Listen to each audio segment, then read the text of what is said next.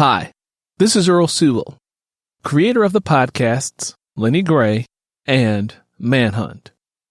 If you like what we do here, please consider a monthly subscription to help support the shows. For your monthly subscription, you'll get exclusive content and even get a chance to interview the show's creator. Just go over to patreon.com/Earl Sewell. That's patreon.com/EARLSEWELL.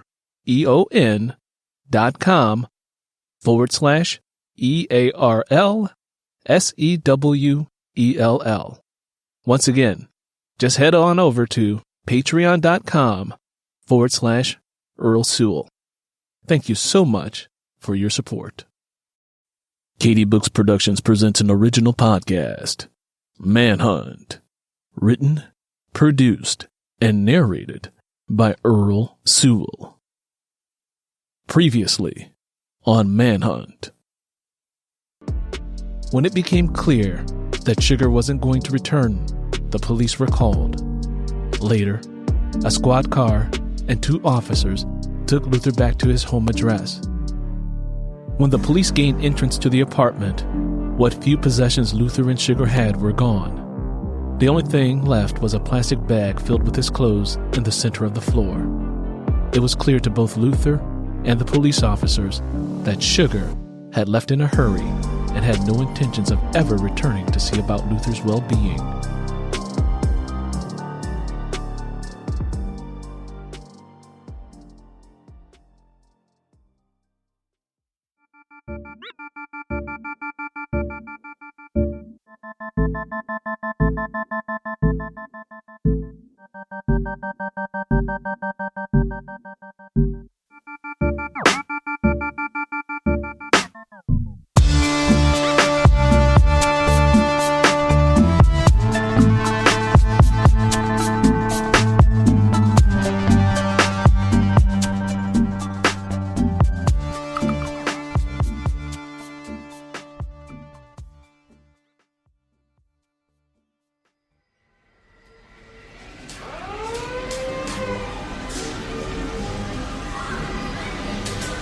Marshall was very excited as he and his wife Stacy entered the cab of the Skyride and watched as a male theme park employee closed the door and locked it from the outside.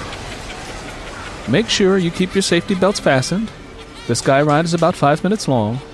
The guy on the other side will let you out, the employee informed them. Once Marshall and Stacy were situated, the employee gave the operator the thumbs-up signal and the Skyride began to move forward. Marshall and Stacy were pulled along and gently hoisted high above the crowded park, filled with meandering patrons, who were in no hurry to get to any particular destination. They both glanced out the window as the ride took them higher above the crowd. "This is so wild, Marshall," Stacy said, as she swept her hand up and down his chocolate thighs. Marshall was wearing a pair of tan Dockers with matching short-sleeved shirt. His legs were sexy and muscular, and Stacy loved stroking them, especially when she was on her knees, circling her tongue around the head of his pride. "You're a state trooper. You're supposed to uphold the law, not break it." "This is an exception to that rule." Marshall placed her cheeks in his hands and kissed her before she could respond. "After all these years, your kisses are still so sweet." Stacy looked at him as if she wanted to devour him. "How did you even come up with this crazy idea?" Stacy wanted to hear his explanation once again for what they were about to do. "It came to me one day while I was at work. I was thinking about you. Actually, I was daydreaming about you, and this fantasy came to me. Sometimes really freaky, kinky shit exposes itself in my mind." Marshall smiled at her. "You don't think I'm going to do it, don't you?" Stacy asked, sensing that Marshall believed she wasn't as bold and as adventurous as he'd hoped she'd be. "I didn't say that. But if you're not comfortable, I understand. I'll admit that this particular sexual desire of mine is rather on the wild and racy side," Marshall said, unashamedly. "I've taken my panties off already. I want you to give me everything that I've got coming to me." Stacy spread her legs open and unlatched her safety belt. "Get on your knees, baby, and do your thing." Stacy wasn't about to deny the man she loved so much this particular sexual fantasy. Marshall unbuckled his safety belt, repositioned himself, and got down on his knees before her.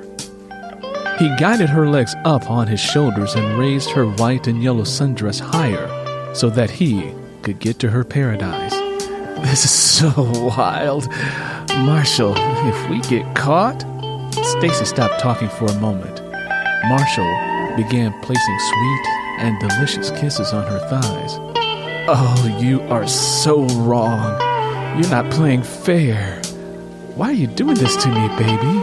she whispered. "You know how weak I get when you start kissing on me like this." "Close your eyes and go with the moment. We don't have very long," Marshall uttered as he began sweeping his tongue around the border of her shrine of love. Damn, that's my spot.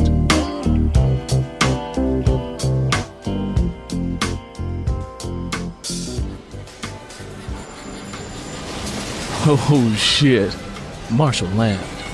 "The ride is almost over." "Oh, this is far from over," she said. "It's over for now," Marshall continued to joke. "You've got me all hot and didn't finish up. You just wait. I'm going to make your ass pay for this shit," Stacy said. "Don't write a check your ass can't cash, because we can get in line again and take another ride back to the other side of the park," Marshall said, as one of the employees opened the door and let them out of the cab. Stacy and Marshall stepped outside. "That sounds like a plan to me," Stacy said. Marshall could tell she was all energized and on fire. "Come on, with your bad ass. Don't get scared now." Marshall insisted that they take the ride once again. "You know that Quintin, Dawn, Lena, and Kenny are waiting for us to get off this ride. Look, there they are over there waving at us," Stacy pointed out. "Don't worry, I've got something for you later on." Marshall and Stacy caught up with the other family members who were also at the theme park. Marshall and Stacy's daughter Lena, along with Marshall's brother Quintin and his wife Dawn and their son Kenny, were standing next to a musical double-decker carousel filled with children screaming out with laughter and joy. "Hey, how was the ride?" Quintin asked. "It was the best ride in the world," Marshall boasted. Stacy playfully punched him for saying too much. "It was a fun ride," Stacy said. "Good. We're trying to decide where we should eat," Quintin said. "Any place is fine with me, but before we go, I need to run over to the restroom," Stacy said. Marshall quickly trailed behind Stacy. "I need to do the same thing." When Marshall and Stacy returned, the discussion among the group had changed from where they should eat to what thrill ride they should visit next. Neither Marshall nor Stacy made any attempt to resolve the issue. Marshall indiscreetly slipped his arm around Stacy's waist and pulled her close to him. The moment he pushed up against her warm body, his manhood began to come alive. He craned his neck down and inhaled the sweet scent of her perfume. He loved his wife and daughter. He loved their marriage and the life they'd built together. He and Stacy were married when they were both 23. Now, 15 years later, Marshall was just as openly affectionate and protective of her as he was when they first met. "I can feel you," Stacy whispered. "Would you calm down before you pop out of your shorts?" Stacy teased him. "Okay, I'll stop being so bad," Marshall said. He was about to release her embrace, but Stacy reached behind her and gave his manhood a good squeeze when no one was looking. "I'll kill that later on," she whispered to him before squeezing him one last time. Marshall leaned closer to her and spoke purposely in her ear. "Baby, I can't wait that long." Marshall's warm breath gave her goosebumps. "I told you, stop playing around," Stacy scolded him. "I think I should let you guys go ahead to ride the bumper cars and roller coasters," Dawn said. "I don't want to stand in a long line for hours to get on a ride that's going to upset my stomach." "Now, wait a minute." Quintin openly disagreed with his wife. "We all came together and we should all stick together. It doesn't make any sense for you to walk around by yourself." "Quintin, you and Kenny are going to want to hit the water rides and all of the other big rides, and I'm not getting on any of them. You know how roller coasters scare the hell out of me," Dawn countered. "That's the point, Dawn. That's why people ride them." Quintin was clearly irritated with her. "Why don't we vote on it?" Marshall stepped in and presented a solution to a problem, hoping to avoid watching Quintin and Dawn get into an argument that would spoil the spirits of everyone. "Everyone who wants to stick together from this point on, raise your hand." Everyone, with the exception of Dawn, raised a hand. "Well, it's settled then. We all stick together," Quintin said as he readjusted his blue Chicago Cubs baseball cap. Dawn huffed, and Marshall noticed how Quintin shot warning daggers at her with his eyes. It was clear to Marshall that Quintin was in no mood to deal with Dawn or her attitude. "Okay, then where are we going to start?" Dawn asked, giving in to the will of the group. "The bumper cars, Mom. Let's hit the bumper cars first. They are up there to the left," Kenny said, who was eager to drive. "That's a great place to start," said Quintin. "Let's go." They all began walking in the direction of the fun ride. All but Dawn rode and enjoyed the rides at the theme park. The Iron Wolf, American Eagle, and Batman the Ride were clearly the favorite of the guys. The old-time cars and small roller coaster rides were most enjoyed by Stacy and Lena. By 5:30 in the afternoon, the blazing hot sun and heat were unbearable. "Ooh, the sun is cooking my behind today," Quintin explained as he wiped his forehead with a napkin. They had arrived at a concession stand near the Tunnel of Love water ride. "Do you guys want to stop and get something to eat now? I need to sit down," Dawn said.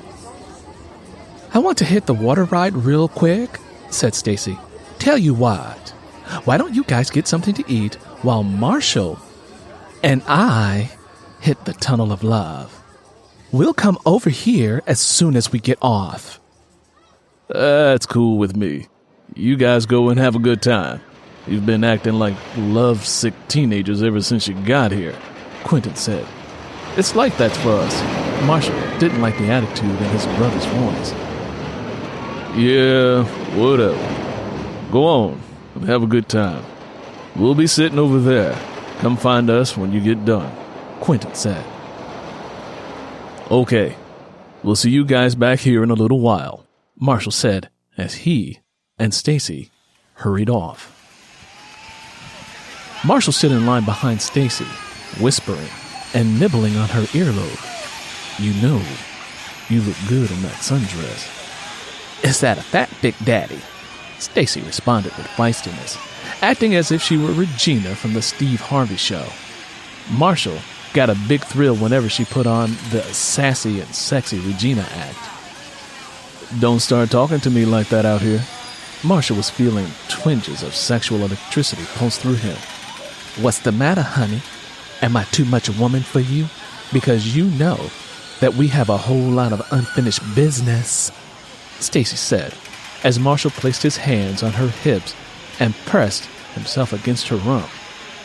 "Ooh, what's that? A pistol?" Stacy continued to behave naughtily. "You need to come up and see me sometime, Big Daddy, so you can unload that weapon of mass seduction." Marshall and Stacy got a charge out of their little foreplay sex game. Hollywood was the name of the foreplay game that they were playing now. They'd pick a memorable character from the silver screen or television and become that person. They would play and tease each other throughout the day, which would build anticipation for what would come later that evening. Since Stacy had picked Regina, one of Marshall's favorites, he thought that he would spice up their game a little. He decided that he'd role-play as Al Pacino's character, Tony Montana, from the movie Scarface. "That's okay." Marshall began mimicking the character. "When I see you tonight, I'll introduce you to my little friend." He whispered in her ear so that his voice wouldn't carry. "Ooh, Big Daddy, if a little friend is all you've got, then you better call for reinforcements." Stacy fired back over her shoulder. "I don't need reinforcements, baby. My little friend is as long as a Cadillac."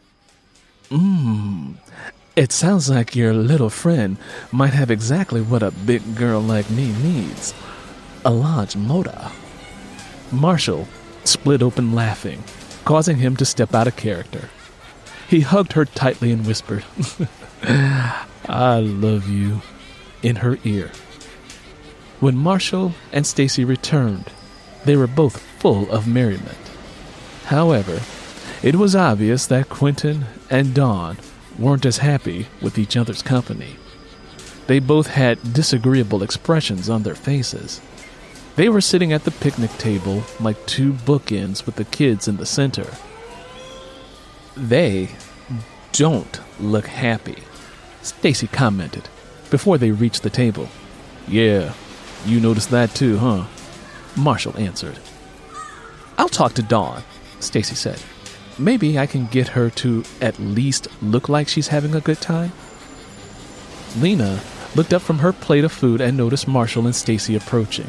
She sprang up from her seat and rushed toward her parents. She smashed her body against Marshall's and locked her arms around his waist. They gave each other a strong hug. "Daddy, I want you to win me one of those giant stuffed animals. I want the big brown tiger," Lena said, trying to persuade her father. "It would look so cool sitting in my room." "All right, Lena. I'll try to win one for you," Marshall said, without putting up much of a fight. "Have I ever told you two how happy you make me? Have I ever told you how much I love both of you?" Stacy asked. "We make you happy?" Lena repeated her mother's words. "Yes, you do. I love you both with all of my heart," Stacy added. "I'm so lucky," Lena said. "So many of my friends have parents that hate each other. But you guys still like each other, and I think that is so cool. But don't act all starry-eyed when you're around my friends. Just act normal, okay?" Lena pleaded with them. "Now you've done it. We're going to be openly affectionate as soon as we get around your friends." Marshall laughed jokingly. Lena was serious about it, but he wasn't about to stop showing his affection for his family simply because his daughter didn't think it would look cool in front of her friends.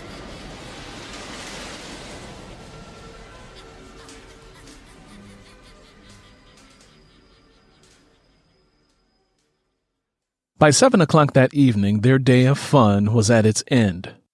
Marshall had won a big brown tiger for Lena by making 3 baskets in a row at a carnival-style game. He'd actually paid $25 for it by the time he'd made the shots, but he didn't mind.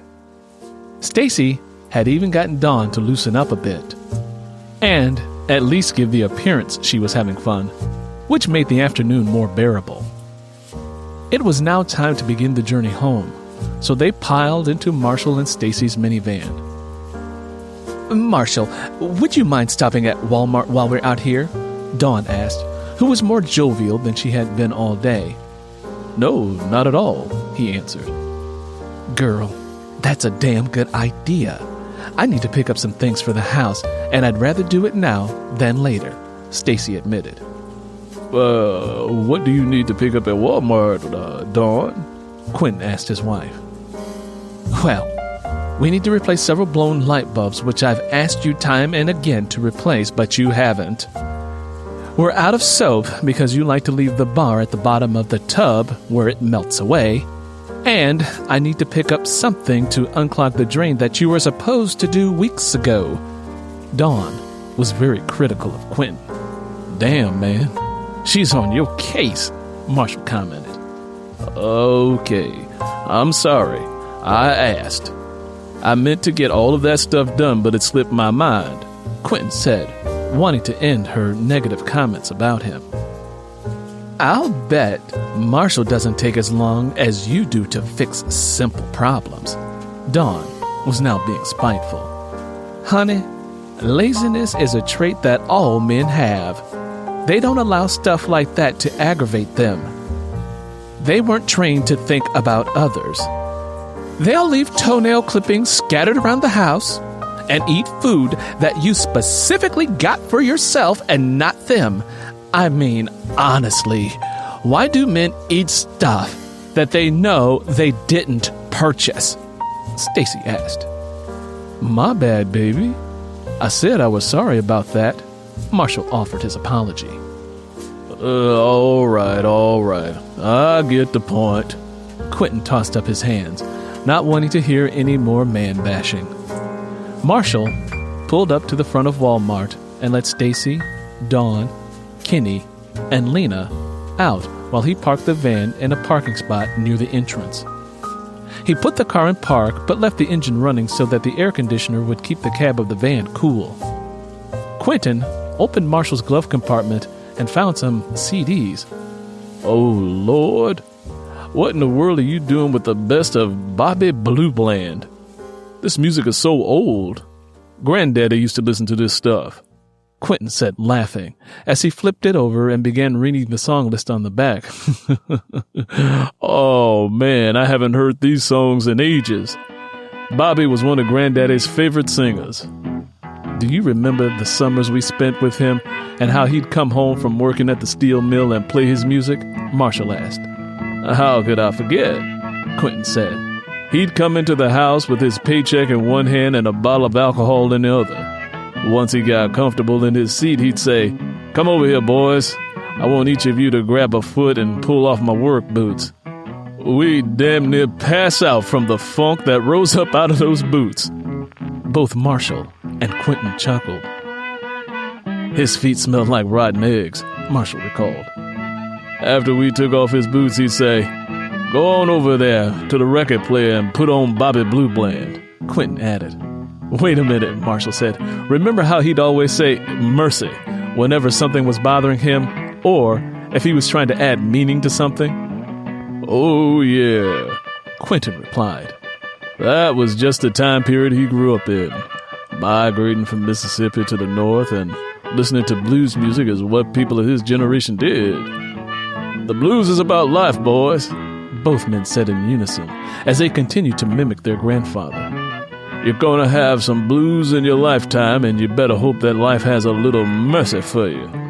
Both men were bellyaching from laughing so hard at their grandfather's words of wisdom. I picked up the CD at a garage sale a few weeks back, Marshall said. Stacy looked at me as if I were crazy when I purchased it. Lena says that Bobby can't sing worth a lick, but she's part of the hip-hop generation, so she wouldn't understand. There was so much truth in their music, Quintin said, as he put the CD back. There certainly was, Marshall agreed, then paused for a moment. Look, man. Marshall hesitated, then quickly looked around outside to see if Stacy and Dawn were on their way back. I don't mean to get in your business, but how are you and Dawn doing? You are dipping in my business, Quintin responded abruptly. We're all right. Marshall had struck a sensitive nerve that he hadn't intended to. He only wanted to offer a willing ear if his brother needed it.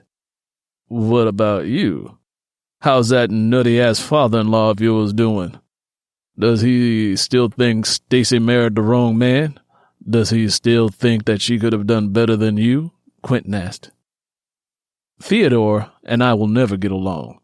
We're two different types of people. He has his views, and I have mine. He has a lot of hang-ups and twisted viewpoints. But shit. He lives in Florida now, so he's not a problem anymore. I don't have to see him so much. Well, good for you, Quintin said, clearly irritated. Look, I was only trying to help. I didn't mean anything by it. I don't need your help. Dawn and I are doing fine. Hey, then I won't say anything else about it, Marshall said, and dropped any further conversation.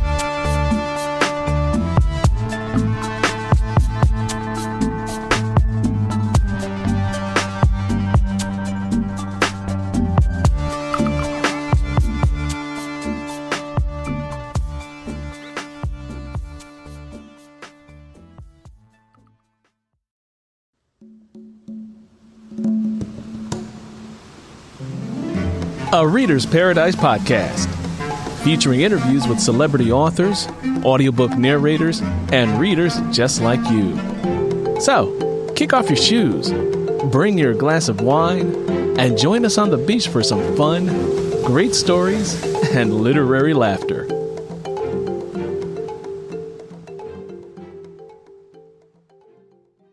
Hi, this is Earl Sewell, creator of the podcasts Lenny Gray and Manhunt. If you like what we do here, please consider a monthly subscription to help support the shows. For your monthly subscription, you'll get exclusive content and even get a chance to interview the show's creator. Just go over to patreon.com/Earl Sewell. That's patreon.com/EARLSEWELL. Once again, just head on over to patreon.com/Earl Sewell. Thank you so much for your support.